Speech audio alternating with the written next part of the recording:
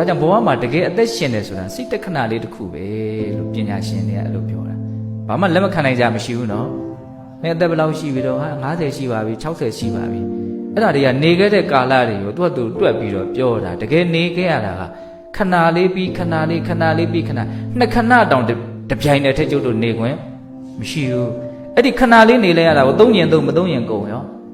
နောက်ထပ်ဒါမဲ့ तू ကတော့ပေးနေတယ်ရောနောက်ထပ်ဒီတစ်ခဏမင်းမေ့လို့မသုံးဘူးဆိုရင်နောက်တစ်ခဏငါထပ်ပေးမယ်အဲ့ဒီဟာလဲကိုကမသုံးလိုက်ဘူးအကုန်သွားပြန်ပြီ तू ကတော့ကိုသုံးမသုံးဒေရောတော်ပါပေးနေတယ်ကျုပ်တို့ကလည်းဒါကြောင့်အလကားရတယ်ထင်နေတာဘဝပေါ့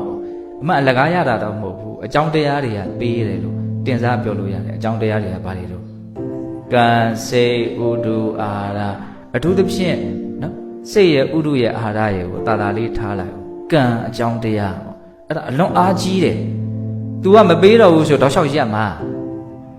သူ့ကိုစွန့်နဲ့ရက်တည်နေတာ तू ကုံတဲ့နေ့ရက်မှာနော်အဲ့ဒါ तू ကုံပြီဆိုရင်ဒီပြင်အကြောင်းတွေကလည်းရှောက်ဖြစ်ချင်ရလေးရှောက်ဖြစ်ကုန်တာ